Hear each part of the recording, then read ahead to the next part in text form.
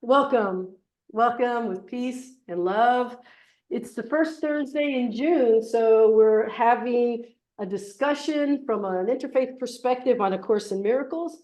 And this is Miracles with a Twist. I'm here with Cheekies, the puppy in recovery, and with my very good friend, Linda Pazos. We have a guest today. Really glad that you're here with us. You know, the first Thursday of every month, I do an interpretation of A Course in Miracles from an interfaith perspective. And then in a few weeks, we have Mystic Conversations, which is when I meet with Reverend Lisa Benton, and we discuss a mystic that she has found helpful on her journey. But today we are having a discussion that we are calling the Holy Relationship and Emotional Healing, because my friend of many years, Linda Pazos, and I, we're always having these discussions. Always. And so we thought, hey, let's join in with our spiritual community and let them peek in on what it is that we often discuss. And so, hi, Linda. Hi, Lori. Hi, It's so good to have you here. Why don't you tell our friends a little bit about you? Okay. Hello, everyone. My name is Linda Pazos. I'm so honored to be here with you. When you asked me to do this, I was like, really? Okay, sure. Yeah. Anyway, I recently retired from education as an educational leader, but I began my spiritual journey probably in the early 2000s when I started attending the Center for Spiritual Living in Fort Lauderdale.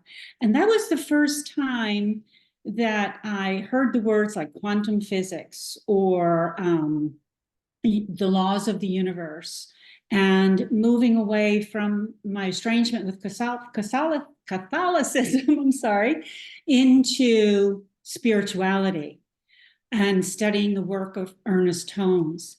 And I had a desire, it just clicked with me every time I went to services. I felt there was a fly on the wall that knew who I was and how much I needed this for my own personal growth and spirituality.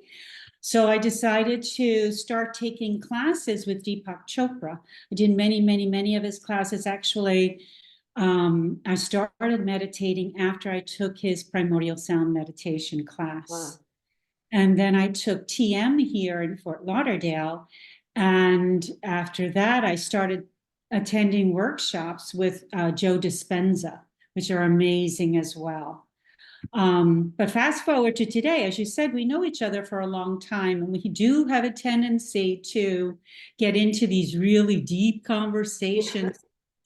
You're really contemplative over things. But I think the greatest part about our friendship is that we talk about our life's experiences. We're very vulnerable, we're very real, and that's how the making of this Zoom came to be. Yes. But thank you again for having me, and I'm looking forward to always talking to you. So Thanks.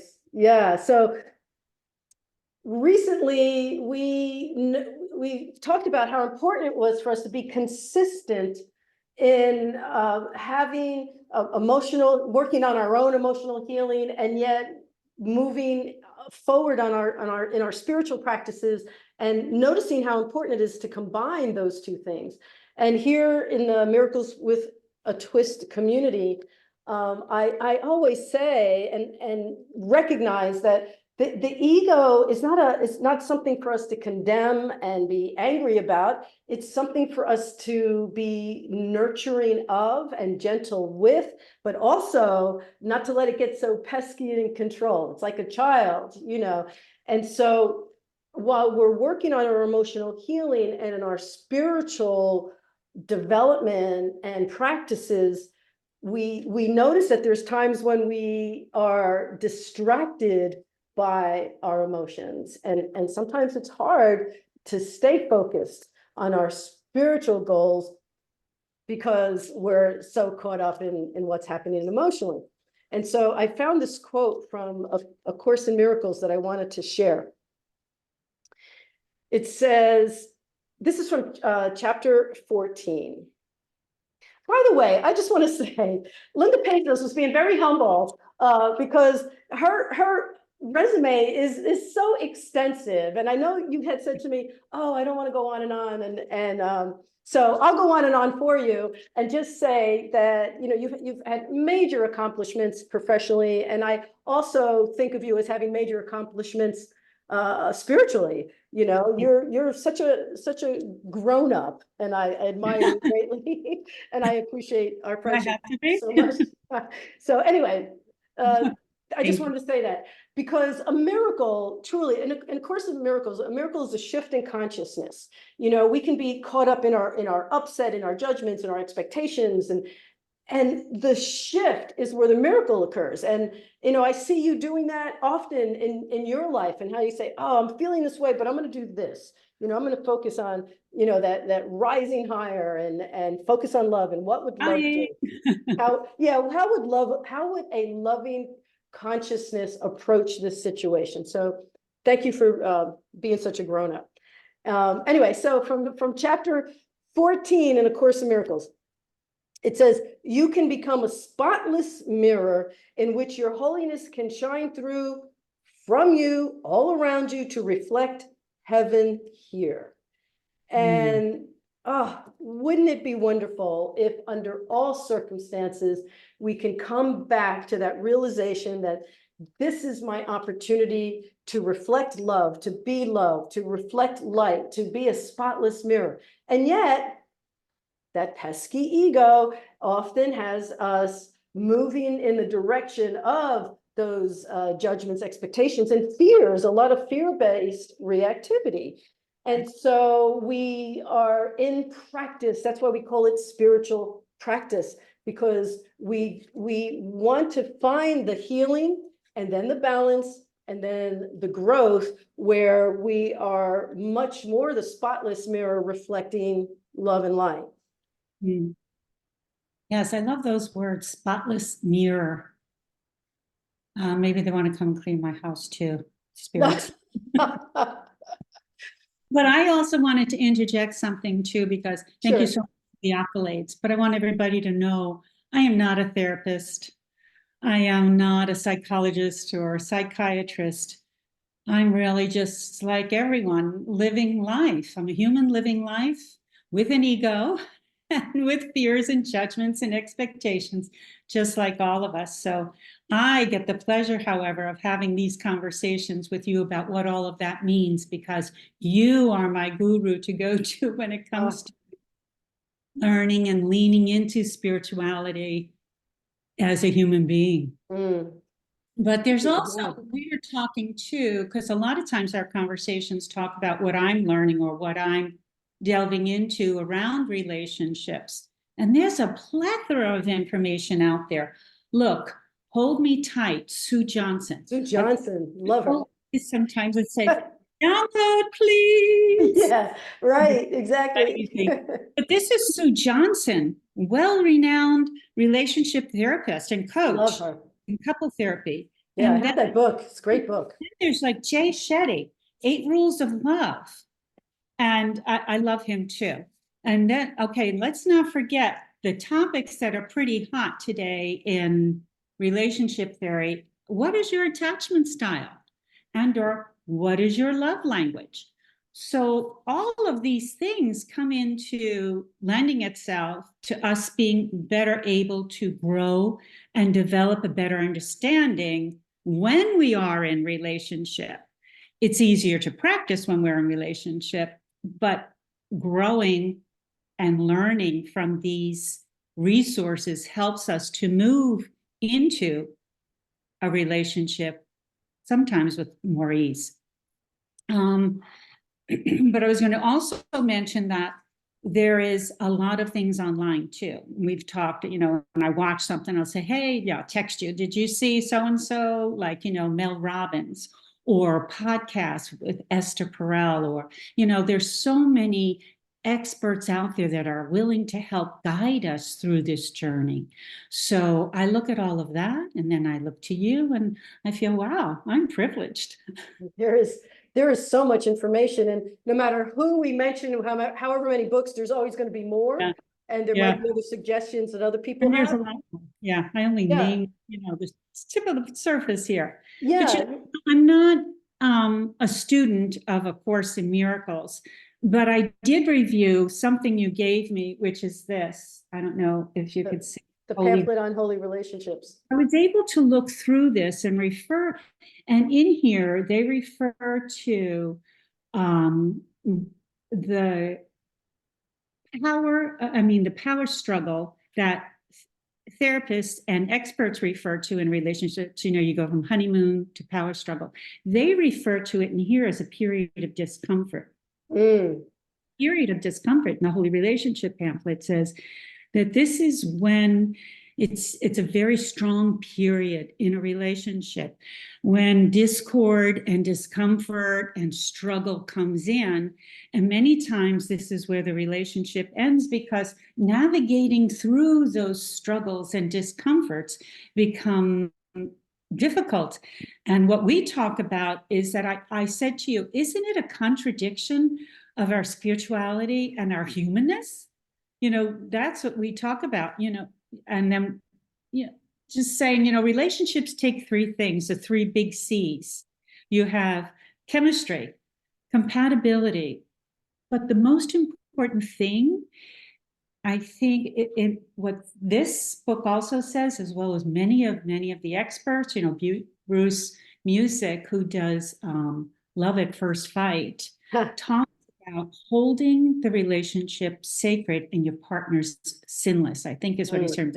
I may not be quoting exactly, but when I stop and I think about that, the word commitment really hones in on that. Is it a commitment, and a true commitment? Like you're in it to win it for all it has to offer, love, that relationship? Or is it sometimes there's one foot in and one foot out? And that leaves a door open so you can take off and leave because you're not in it. You don't own it. So those are the things we've been talking about. Yeah, and it's what brought us to the decision to have this conversation openly, in a forum like this, because as you said, intimate relationships require certain things that maybe other relationships don't. And we talk about things like attachment styles and commitment and chemistry, and then one day I made up a word. And we said, that's what did it. We're like, hey, we should really pay attention to that, because is it really a word? I came up with the word micro abandonments, because if two people are committed to something and one of us starts to neglect that commitment or not be totally invested in that commitment, and this air of ambivalence starts to creep into the relationship, how do we address that emotionally and spiritually? And if it gets to a point where we really have to make a decision to not be in the relationship, are we now abandoning that person, even though they've been micro abandoning the relationship? Now, it could be, ambivalence can creep into any type of relationship. If you and I are trying to set a time to meet and you're like, I don't know, maybe I'm available, maybe I'm not, that's ambivalence. And I'm maybe like, oh, Linda really doesn't want to do this. And we can apply that to any kind of relationship, but especially in an intimate relationship, if the other person is like, whatever, we can get together or not, then you can kind of decide, notice that the commitment part isn't there. So the micro abandonment was a word I said, you know what? When there's that proverbial story of the person who goes out to the grocery store and never comes back, and the other person feels abandoned, they weren't noticing the writing on the wall, or maybe they were micro abandoning the relationship all along. So those three C's are essential. So essential to bringing together two people who are on the same page, moving in the same direction. And I would even go further to say committed to emotional healing and to keeping the relationship spiritually focused, so that the spiritual aspect of the relationship, the holiness of the relationship is held up, which is why we're calling this Holy Relationships and Emotional Healing, because we may get triggered in intimate relationships in a way we don't anywhere else. Right, exactly. You know, this is the quandary for me that you and I get into a lot too. So can you give us, give me an example, when you say, are we being true to ourselves spiritually while abandoning ourselves emotionally? Mhm. What does that really mean? Yeah, okay, so that's a really good question, because that's the question we constantly have to come back to ourselves, to take responsibility for what's going on within ourselves. So in the trauma and recovery movement, they call it emotional flashbacks. When something happens and you get triggered and you may act in a way that is not your best self. Now, in relationships, there's often arguments and maybe things that are said that are not quite so kind or so nice. Ruth Bader Ginsburg says you can turn a deaf ear, but never a blind eye, because, sometimes people say things and we want to forgive them. We want to say, okay, that wasn't said in its best way. However, the Gottman Institute always reminds us how important recovery is and how important repair is. So can we go into those arguments without really being mean, and without part of the repair saying, well, it could have been worse. I've been meaner in the past. It's like, no, that's not repair. Repair is taking emotional self-accountability. And then I don't know how emotionally mature I am. I'm still working on it. I strive to be a grown-up, so you could say, okay, well, we handle that in an emotionally mature way, but spiritually it's taking it to the next level. I don't want to abandon myself spiritually by now deciding that I don't have the miracle of love. I'm not going to shift my consciousness. And I'm going to give you a very present example. I just thought about to bring this up now, because what the heck, it's an open book. It's an open forum. As you know, I had a very dear friend who just passed away, and we had to reschedule our initial meeting because I was so in the grips of grief that I couldn't even talk to you. And I have been held up by so much love. You and other people have made it a point to say, we're going to nurture your heart right now. We know you're hurting. And I was in a state of shock initially, and I was really struggling with my grief. And someone once told me, when in the worst of times, you'll remember who showed up for you, but you'll also remember who didn't. And this is a conversation you and I had just last night, that someone that I thought was a good friend, I noticed all these people who are calls, phone, emails, text, messages, people showing up at my door.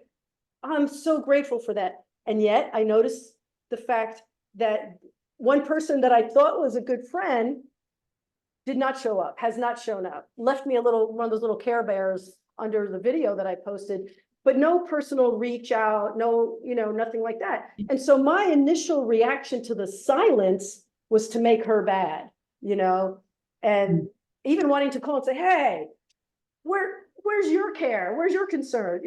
But you can't make somebody else, you can't shame somebody into caring for you. You can't shame somebody into showing up for you. And so the emotional mature, I would look at it to answer your question. I'm really trying to answer. The emotional mature response was to not say anything. Why am I going to call somebody else and say, why aren't you being my friend? Your silence is telling me that you're not my friend. And that's where that ambivalence comes into telling you something. Silence tells you something. You don't have to fill it in with your upset. You don't have to call your friends and make that person wrong and, get a whole group of people to agree with you that person was wrong. Now, so that was like my attempt at being mature was not saying anything. Very well. But then the question is, how do I not abandon myself emotionally? Was by not getting into not entertaining my upset. Right. Feeling neglected. Spiritually, how do I not abandon myself spiritually would be if I decided that this person is wrong, is not deserving of love, or trying to engage other people in beating her up in the etheric realms. So I decided I went to the ocean to deal with my grief, but I also had to deal with the added upset of this person's absence. And I prayed about it. I brought prayer into the equation. So if I had abandoned myself spiritually, I wouldn't have thought to pray to send that person love. Mhm. We can love who doesn't love us. We can care for who doesn't care for us, even if it's not in the physical realm. The spiritual realm is actually so much more powerful, so much more essential to our own personal growth, healing, dedication, and commitment. I have this statement that I've been saying every day since I heard it about a month ago, which is, I will not break faith with my awakened heart. And if my heart is determined to be a place of safety, a place of love, a place of kindness, then I have to get my childish, pesky ego in order. I have to be the CEO of my own mind and stop it from entertaining unkind thoughts about anyone else, and just bring love and light and acceptance into the void. So long-winded, but I hope it answered your question. Well, it did. And I think what you're saying, is if we enter everything with, like you did, emotionally mature, enter it from a spiritual I didn't start emotionally mature, but thank you. Worked on it, but from a spiritual perspective, that love, that kindness, that empathy and compassion that we give so freely elsewhere, sometimes it's not always easy in relationship. And that goes back to your macro abandonment, right? Micro abandonments, right? Macro abandonment. So abandonment what does that mean? That means we left something, or we let it go, or just go. But in relationship too, how do we constantly stay loving, compassionate, and are we really being true to ourselves? For example, when one partner continuously gives to the other partner to meet their needs, but it's at the expense of the other partner's needs. That's abandoning self. Or when communication begins to break down, is in that power struggle phase, or the phase of discomfort from holy relationships calls it, when the communication breaks down, are we not abandoning ourselves by not confronting or asking or continuing the conversation in some way, for fear that it might lead to a blow up or a screaming match or some kind of strong confrontation? Is that abandoning ourselves when we're fearful for some reason? And do we internalize different things within ourselves that help us get triggered even further? Like that whole thing is a quandary to me sometimes. Right. No, I understand. Those are the big questions, right? Those are the questions that we keep coming back to, but it also comes back to two things, from a spiritual perspective and an emotional perspective. From the emotional perspective, you brought it up right early on. Are two people committed to the same thing? If there's not commitment, if one person is working on communication and the other one is like ambivalent or micro abandoning or abandoning, then you're just spinning your wheels. You don't really have a partner on the work and in the path. And from a spiritual perspective, it's kind of like, if we're not looking at how we can focus on what's the goodness of each other, the goodness of ourselves, and how we bring that light into a greater light. In marriage ceremonies, I usually have the candle, they call them the unity candles, where each person brings their own personal light represented by a candle, and then together they light a third candle, which brings a brighter light. I mean, if we want to think of a relationship as being truly an example of what light and love can be, the true example of what light and love can be, then we're looking at it from a spiritual perspective. Now I got a great story for you. I had a friend Always have good stories. Thanks. I had a friend who was a journalist. I'm not going to mention any names of any of this story, but it is a true story. And anybody who knows me, I can give you a little more information. So this friend of mine, she has since passed away, resting in peace. She was working for a major magazine that did feature articles, and she was very interested in women and spirituality. And so she proposed that she go speak to some well-known bigger names around their spiritual path. She got the go-ahead. She got funds. She did all this stuff. Well, it just so happens, as you know, spiritual synchronicity would have it, that 3 of the people she discussed were going through relationship difficulties. One was going through a divorce, one was going through a major breakup of a long-term relationship, and the third one was having marital problems. All 3. She ended up not doing the article because she became so disillusioned by their behavior. And she said, you know, so-and-so, name dropping, was so frantic. I couldn't even have a conversation with her. She was just always in the spin and taking phone calls with, you know, and arguing with this guy. And then this other person was just so depressed. And then the third was in a couple, and she was watching them being snippy and snappy with each other, both, you know, what we would consider big names in the spiritual world. And I said, isn't that interesting that you're so disheartened and disillusioned, when really this is just a reminder that intimate relationships are the final frontier, because it doesn't mean we're not walking the talk in other areas of life. It's just a reminder that there's some places where we're just not healed.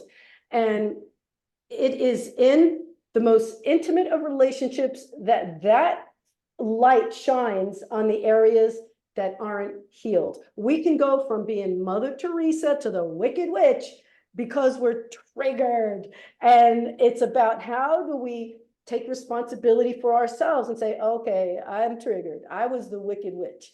And not to say it's your fault I was the Wicked Witch. It's my own need to look within myself and do the work that I need to do, so that when I do come together with someone who is equally committed to making this particular aspect of the relationship be holy and be emotionally healed. Do I consistently want to come back to the idea that if I want only love, I will see nothing else? That's another quote from A Course in Miracles. If you want only love, you will see nothing else. And so if we're focusing on the stuff that is not loving, then we are going to make the other person a bad guy. And again, to your point though, if they're not in it, we can't make them in it. We can't make them like us, love us, want to be our friend or be our partner. There's that part where we have to toe the line between what's right for the relationship, what's right for us as individuals. Right. Because things happen in relationships. And so that compassion and love from our spiritual side of our souls comes into play. And so are you saying we have to hold everybody sinless? You know, ultimately, if we're going to see only love, we can hold them sinless, but that doesn't mean we have to share pots and pans with them, right?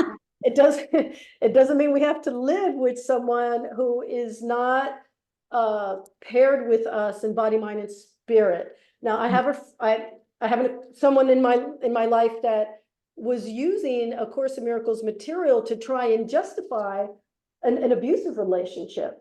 And so that's almost like an extreme. It's like we still, there's not a spiritual path that condones abuse. And so we don't want to say, well, what you're saying, well, I can hold that person sinless. Yes, you can hold that person sinless, but you don't have to give them the opportunity to come punch you in the face, you know, and that doesn't necessarily mean physical. Sometimes there's emotional punches, and those micro abandonments are also telling. So we don't have to continuously put ourselves in a position where we end up feeling bad about ourselves and our self-worth and our value as human beings, but we can still hold that person as sinless, because ultimately, regardless of their behavior, we can still see their inherent worth, their light, the love them from afar. You just, you don't have to bring them into the area of your life where you yourself can end up being hurt. Right, right, Emotionally or physically. right. So that's how you came up with the term micro abandonment or Yeah, true. So, yeah. But we don't always do that, Right. where we often, feel, what you were just saying your friend was feeling. Out of the goodness of my heart, out of the love of this person that I have, out of whatever goodness and kindness and compassion and empathy I hold within myself, I take a second seat almost and do abandon. Well, we have to look at. I'm meaning us. I mean, sure, I'm guilty of it too, but I mean, all of us.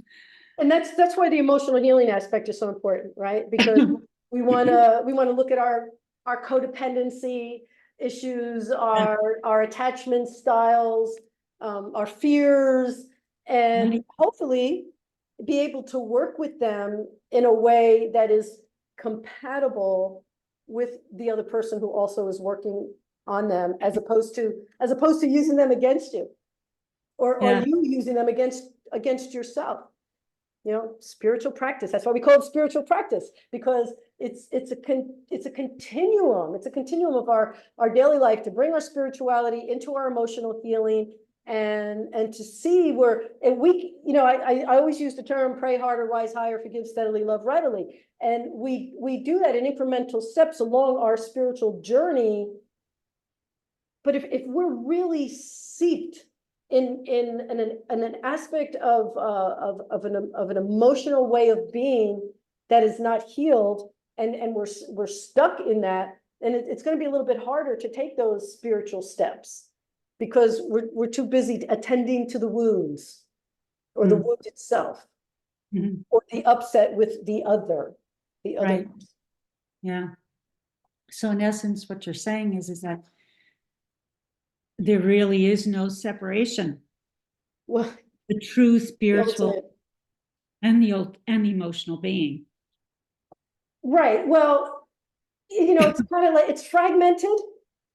It's like if you have a vessel that's been broken, and you're trying to put the vessel back together again, you're putting the emotional piece and the spiritual piece, because ultimately there's not supposed to be a separation, just like we're not supposed to be separated from one another. Now there's some people in the course community, in fact, one of my previous teachers, who didn't think that intimate relationships were aspects of the higher self. And I disputed that. And I'll tell you a few things.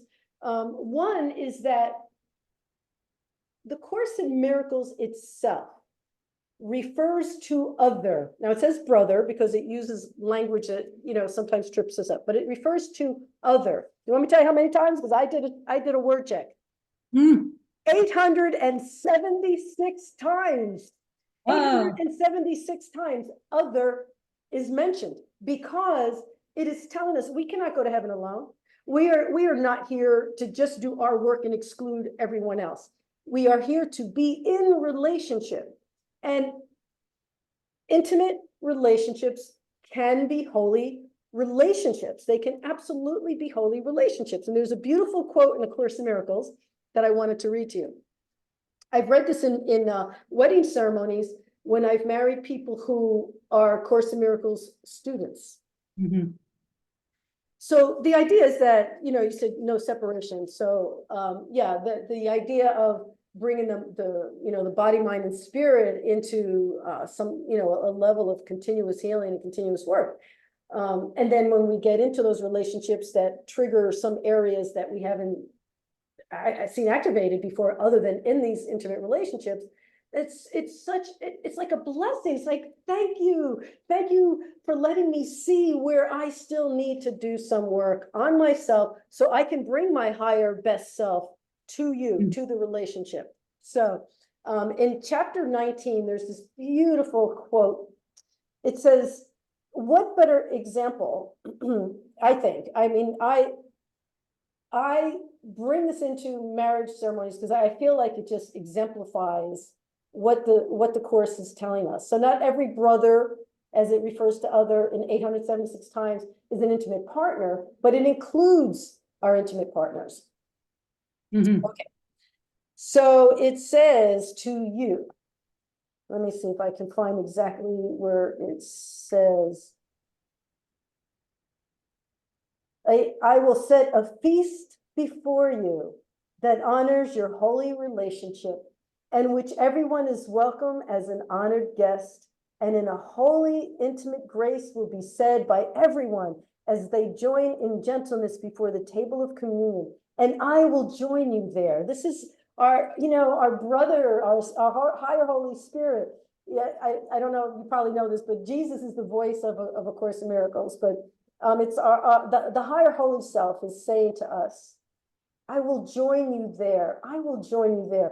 And, so many times we hear of joining, and A Course in Miracles is saying it is a holy feast, and I will join you there as a special guest. That sounds so romantic. I know, it does. It does. And that's, romance is a part of life. I will join you as one in this. Yes. Yes, I love that. It also says it's in communion, so everybody at the feast is Everyone. one. That's why everyone is there. That's why we invite people to celebrate with us, to hold us up and to say yes with us, that Right. we will be a part of this love. People light up in love. Love is the ultimate light. And Mhm. so when I read this, I thought, it is romantic. You're right, it is romantic.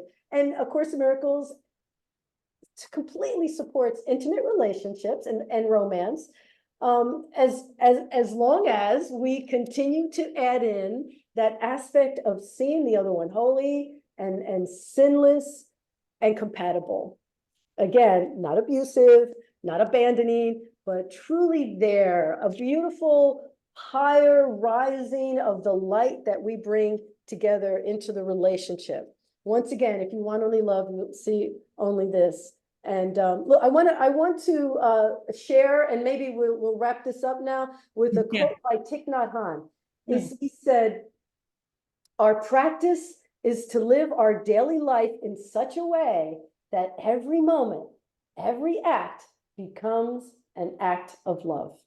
Oh, I love that. I love that. Yeah. I need to have that tattooed somewhere. I don't have any tattoos. That might have to be my first. That'd be good. Remind me, I can put it Yeah, first. let's go to the tattoo artist. I agree with you. It has to be. You want to get one too? Okay. Yeah, yeah. I'll hold your hand and you hold mine. Right, exactly. Yeah. Every You know, act of love.